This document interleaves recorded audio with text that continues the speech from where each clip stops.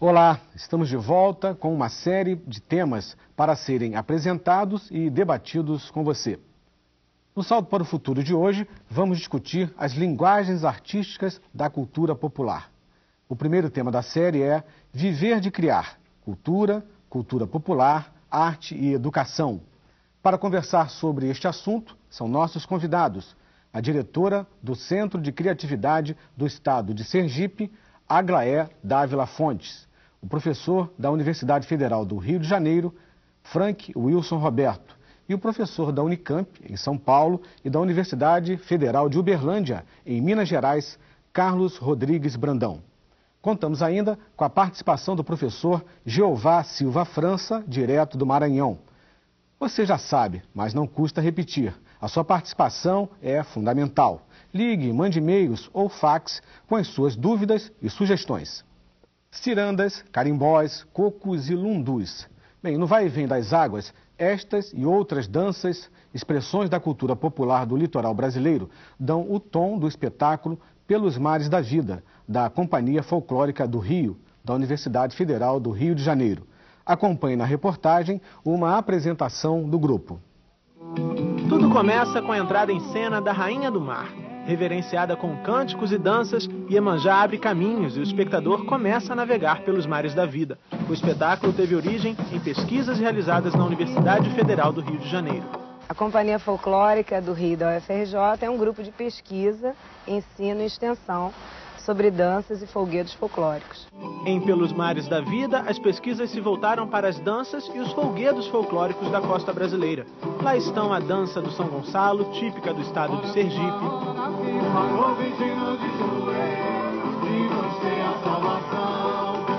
a dança do caranguejo, presente em vários pontos do litoral brasileiro,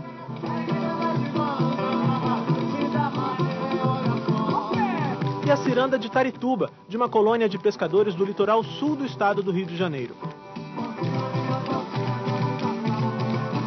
Eu já tinha feito essa pesquisa lá, quando a gente criou a companhia, foi a primeira coisa que a gente começou a dançar, foram as cirandas de Tarituba. E quando nós voltamos à cidade, o grupo não estava mais dançando. As apresentações da Companhia Folclórica em Paraty foram importantes para uma nova relação dos moradores da comunidade com as cirandas. E eles começaram a se motivar com isso. Eles viram que a dança na cidade era um momento de congregação, né? Das pessoas, dos parentes, dos amigos, né? Congregação que durante o espetáculo acontece com a integração entre público e elenco. São vários os momentos em que a plateia é convocada a entrar na dança. Esse momento de chamar para dançar é que a gente nota que como é importante essa nossa identidade, né? Como isso está tão... As pessoas se identificam muito fácil com esse material que é nosso, né? É interessante que se dê a eles o conhecimento de toda, eu chamo de um caldeirão cultural que a gente tem nesse país. E entender que essa cultura, por mais que a gente esteja falando lá de Belém do Pará, que a gente esteja falando do Rio Grande do Sul, que a gente esteja falando da Bahia, essa cultura pertence a ele, é nossa. Alguns dos integrantes do elenco são professores. Eles acreditam que o trabalho com as manifestações culturais desperta o interesse por outras áreas do conhecimento. Dentro desse trabalho, né, a gente tem uma interdisciplinaridade muito grande. Eu acho importante porque a gente vai pelo caminho da história, da geografia, né, da matemática. A gente consegue trilhar vários caminhos. O espetáculo é lindo, mas o mais importante para mim não é que eles venham ao espetáculo e só que eles dancem. É que eles, a partir daí, eles comecem uma busca da própria cultura dele. E se valorize como produtor de cultura também. Para a plateia, o espetáculo parece ter sido muito mais do que apenas diversão. Porque faz parte da cultura brasileira. É importante até pra gente ficar sabendo, porque tem muitas pessoas que conhecem o folclore só por lendas, assim, e não conhecem mesmo, assim, realmente o que, eu posso dizer, o que é o folclore em si, porque não é só lendas, existem danças.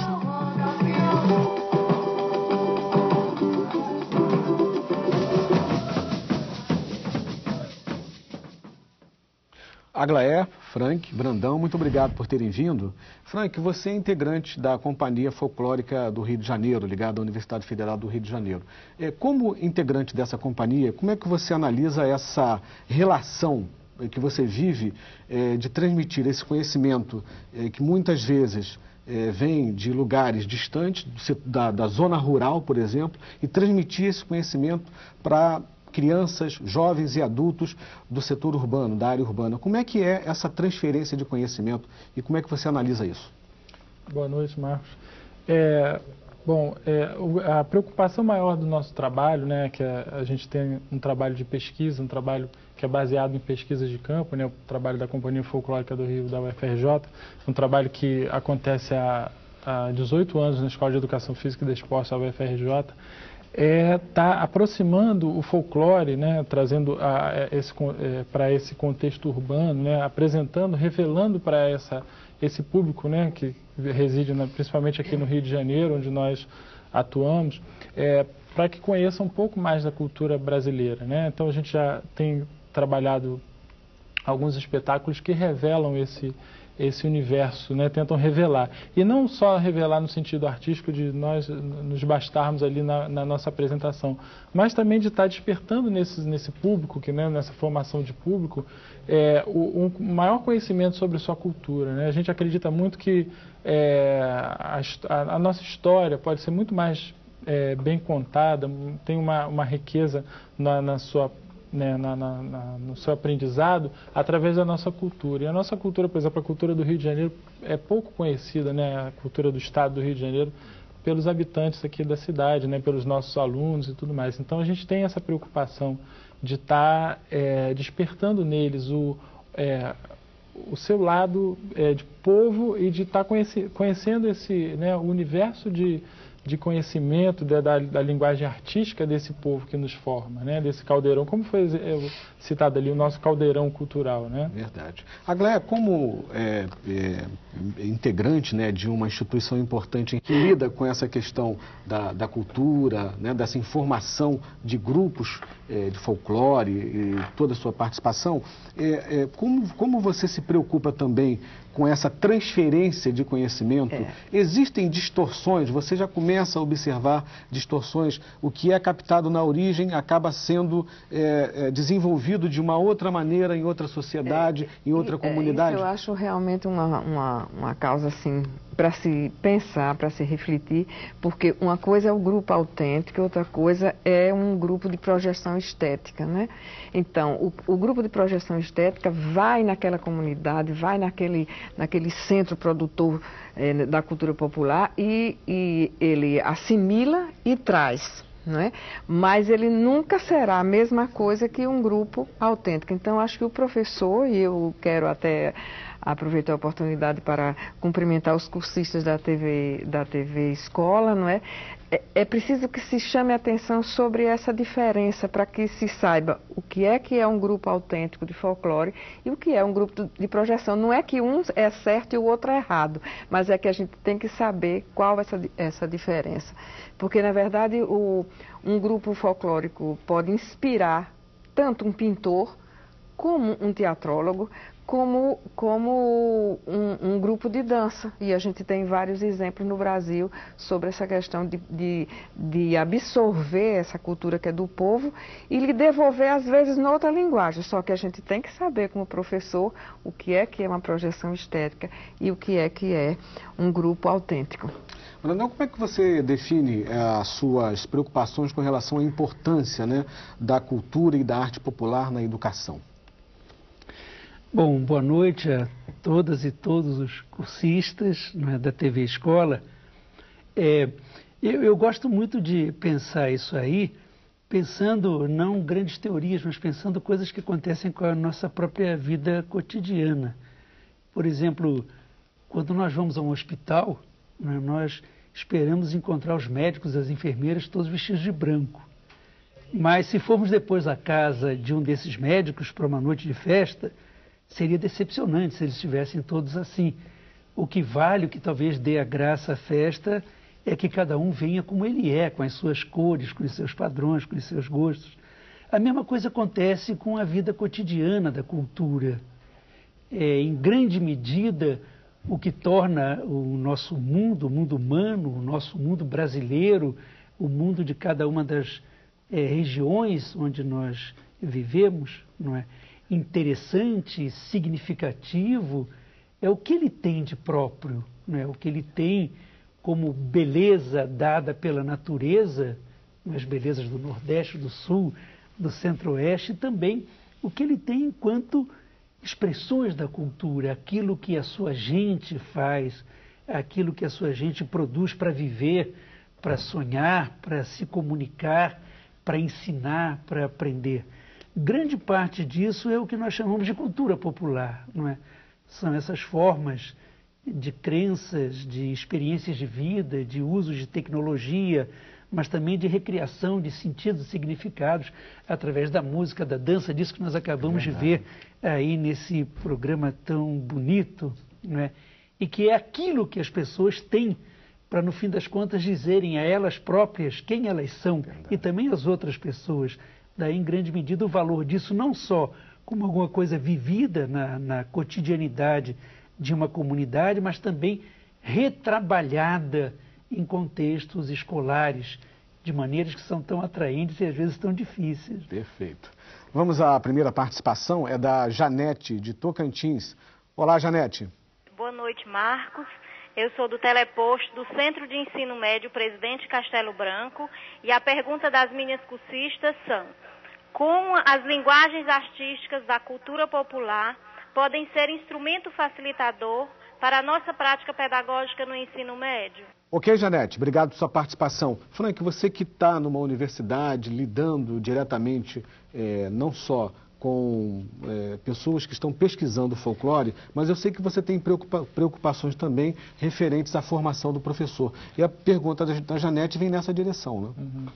Bom, Janete, eu trabalho no curso de formação de professores de educação física e eu percebo, né, assim, claro, sempre relacionando com o meu universo aqui do Rio de Janeiro, né, da cidade do Rio de Janeiro, que esses futuros professores, eles têm eles não, assim, poucos conhecem profundamente sua cultura. Então, acho que a formação desse professor é uma coisa fundamental, né? E a formação no sentido de estar conhecendo e reconhecendo sua cultura como algo dinâmico, não como elementos exóticos que ele vai trazer para dentro da escola. Então, acho fundamental que o professor tenha um conhecimento, né, de todo o pensar sobre a cultura popular, né? A sua forma de estar transmitindo, né? Tudo isso que a gente tem debatido aqui, né? As formas de pensar, de agir do povo brasileiro, né? A sua formação enquanto Constituição. Então, acho que as formas de se trabalhar na escola são múltiplas, né? No próprio vídeo a gente viu algumas falas relatando, né, a questão da interdisciplinaridade, da transdisciplinaridade, que são as formas de você estar utilizando a cultura popular dentro da escola. Então, acho que cada professor, cada agente educador dentro da escola deve perceber a importância disso, né? A importância enquanto formação de cidadãos que vão estar, de alguma maneira, através desse reconhecimento enquanto pessoas ali pertencentes àquela cultura, reforçando essa questão, né? A participação agora é da Ciseni de Goiás. Eu sei que você quer falar, Gléia, mas daqui a pouquinho eu vou transferir a pergunta para você. Olá, Ciseni, tudo bem? Tudo bem, boa noite. Falo da TV Escola NTE de Anápolis, Goiás. Atualmente, são ensinados nas escolas os conhecimentos científicos que estão nos livros. Como valorizar os conhecimentos populares? Boa noite e obrigada. Muito obrigado, Ciseni. Volte sempre. Gléia, você queria dar um pitacozinho na fala do Frank, então aproveite a pergunta da Ciseni para encaixar, dela, né? Ok? É justamente isso. Eu acho que é importante que esteja essa cultura popular, que é a nossa cara, é a nossa identidade, essa identidade tão diversificada, porque nós somos um país de 1000 caras, não é? As diversas etnias que nos deram a formação, elas nos deram mil caras diferentes. Mas eu acho que o que tanto a professora Janete como a Ciseni, elas estão preocupadas, e eu acho que elas têm muita razão, é como preparar o professor para cumprir essa determinação, por exemplo, da própria LDB, de que a cultura popular deve ser trabalhada. Ultimamente nós vimos em Brasília um fórum nacional que reuniu pessoas de todos os estados, inclusive do meu Sergipe também veio, para estudar o quê? Essa diversidade cultural. Então, eu acho que o professor, para trabalhar a cultura popular e o folclore é uma parte dela, ele tem que realmente buscar uma formação, não só uma informação, mas uma formação também. E ler, buscar livros, aprofundar, para que ele seja um condutor do conhecimento, vamos dizer até uma pessoa que não vai trabalhar com o aluno, fazendo com que ele não é só um olho de ver, é um olho de descobrir coisas, é um olho de ampliar o conhecimento e é um olho de se comprometer com aquilo que tem significação. Eu digo isso assim com muita ênfase, talvez, porque eu tenho me preocupado muito com essa questão. E escrevi justamente um livro, vários livros, tenho 3 livros dedicados ao professor, para que ele seja ajudado, principalmente no ensino fundamental e no ensino médio, a descobrir esse valor que está em torno dele, e às vezes ele nem descobre, não é? E passar ele para os seus alunos. Como passar isso sem ser uma aula desagradável e uma aula que a gente diz até na própria linguagem popular, uma aula chata que ninguém aguenta mais? Como fazer dessa aula uma aula saber, uma aula lúdica, enfim? Porque você trabalhar a cultura popular desvinculada da ludicidade é uma coisa que eu considero impossível. Olá, Mônica, tem perguntas? Temos, Marcos. E hoje a gente começa com a participação da Ariadne, da TV Escola de Rondônia. Ela diz que no boletim se fala sobre cientificação do conhecimento. Não seria a cientificação uma necessidade globalizante, contemporânea e principalmente capitalista? Ela toma como exemplo disso pesquisas feitas com plantas medicinais na Amazônia. Brandão, você reconhece essa relação? Você quis dizer isso no texto? Bom, Ariadne, né? Isso. Sua pergunta é difícil. Eu vou tentar responder, nem que seja um pouquinho, e depois, quem sabe, as outras pessoas complementam. Eu acho que a sua pergunta tem 2 faces. Uma primeira, você pergunta, mas se fosse uma afirmação, eu concordaria com ela. Essa cientificização do nosso pensamento e, sobretudo, na educação em todos os níveis, ela representa alguma coisa que, em primeiro lugar, vem de algum tempo, não é tão recente, é anterior à globalização, mas talvez tenha se tornado algo mais radical agora, não é? E representa um enorme empobrecimento, Nós não podemos esquecer, não é, que o pensamento humano, a sensibilidade humana, tem uma complexidade muito maior do que nós imaginamos. Assim como em algum tempo do passado se imaginava que nós aprendíamos só com a nossa racionalidade e as emoções atrapalhavam, e hoje em dia invertemos essa relação e sabemos que nós aprendemos das crianças aos adultos com a nossa totalidade, com os nossos sentimentos, emoções, afetos, razão, com tudo, com o todo do nosso corpo, do nosso espírito. Assim também acontece no mundo da cultura. A arte, por exemplo, ela não é uma hora do recreio de alguma coisa de que a ciência seria o lado sério. Ela é uma outra forma de conhecimento. Em algumas situações até mais profunda e mais rica, humanamente rica do que o próprio saber da ciência. Eu acho que esse processo de matematização da ciência e de cientificação da educação, ainda que com valores muito positivos em muitos sentidos, representa, por outro lado, o empobrecimento de toda uma outra face, não é, da cultura humana, da experiência humana, que vem não só através das artes, mas através das muitas formas de crença, de espiritualidade e de religião. Vamos agora à participação da Maria José, direto do Maranhão. Olá, Maria José. Boa noite, Marcos. Boa noite, especialistas. Sou Maria José Barreto, do Teleposto de Bacabal, Maranhão. Que métodos o professor deve usar para valorizar a cultura local e a cultura dos alunos em sala de aula? Boa noite, obrigada. Obrigado por sua participação, Maria José. Frank, essa pergunta permite também que nós aprofundemos a necessidade do professor também estar trabalhando com o acervo, né? Se a escola não tem um acervo, você acha que o professor pode iniciar esse trabalho fazendo relato dos contos, escrevendo, fotografando, filmando, né? Para atender essa possibilidade lançada aqui pela Maria José? Maria José, essa sua preocupação, né, na verdade, ela pode ser um tema gerador de um trabalho interessante, né?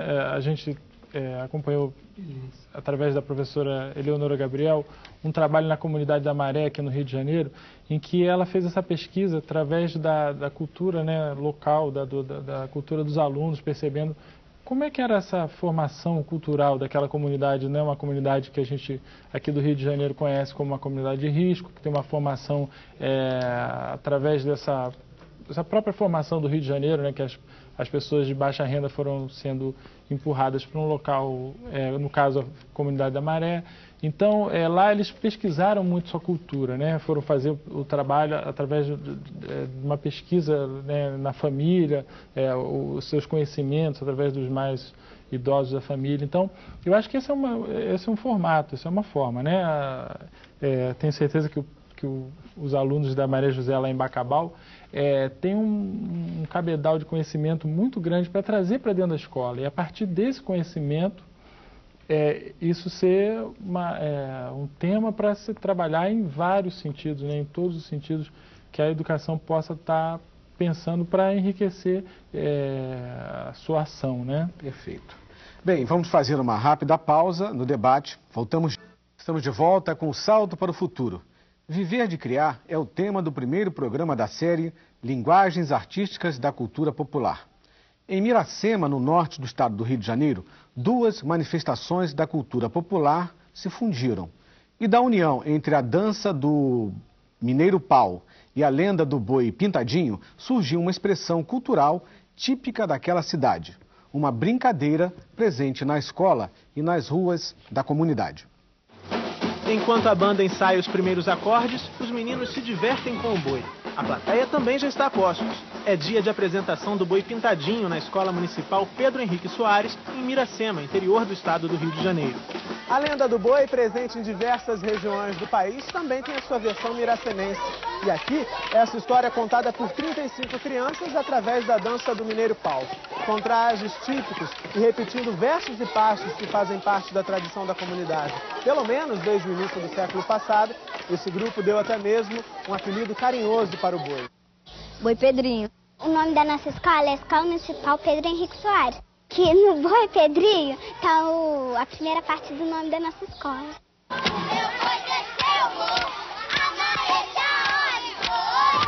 O Mineiro Pau é uma dança realizada com bastões de madeira. E os movimentos com os bastões devem ser precisos. Bate uma vez no chão, bate uma vez embaixo e duas em cima. Para a diretora da escola, o trabalho com a cultura popular contribui para manter vivas as tradições da comunidade. O que a gente está vendo, antigamente nos carnavais tinham vários bois pintadinhos, Mineiro Pau, e hoje em dia está diminuindo. Então, para a gente não deixar morrer, a gente está criando isso com as crianças. Os idosos vão se cansando, parando, e as crianças vão continuando o trabalho.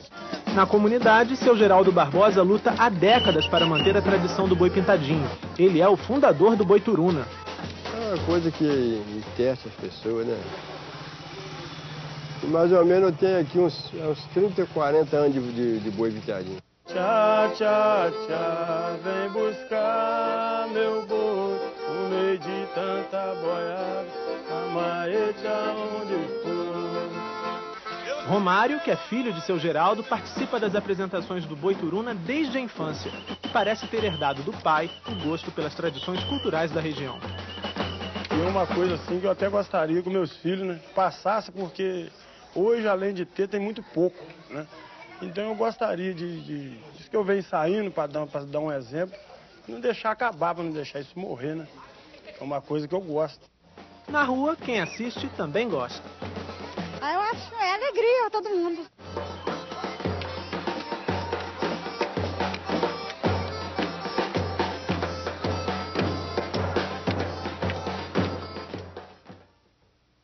Aglaia, parece que em Miracema, a escola, os alunos e a comunidade resolveram bem essa questão, né? Foram buscar na dança do Mineiro Pau e do Boi Pintadinho, né, elementos para difundir a cultura local. Mas que outros elementos da cultura popular o professor pode ter em sala de aula, pode trabalhar em sala de aula? Eu vejo até por duas vertentes. Uma delas é a presença do boi, que é uma figura emblemática do nosso folclore. Você vê, tem o boi no Maranhão, tem o boi nos nossos reisados, tem o boi no Guerreiro. Então, o boi sempre é uma figura que faz parte da maioria dessas danças, principalmente das que tem uma influência maior portuguesa. Então, acho que eles fizeram uma coisa maravilhosa de resgatar, nem gosto dessa palavra, não é? Mas de buscar esse fenômeno, essa representação e trazer para a escola. Eu acho sempre que a escola pode ser uma salvação de muita coisa. Eu acredito muito na educação. E então eu vejo o seguinte, isso aí não só como um espetáculo. Então a gente viu, às vezes não sabe a origem, cada um vai para casa. Mas como isso pode se multiplicar? Essa é uma das coisas que eu defendo muito. Por exemplo, o Mineiro Pau é centrado na rítmica, né? Na utilização dos bastões que batem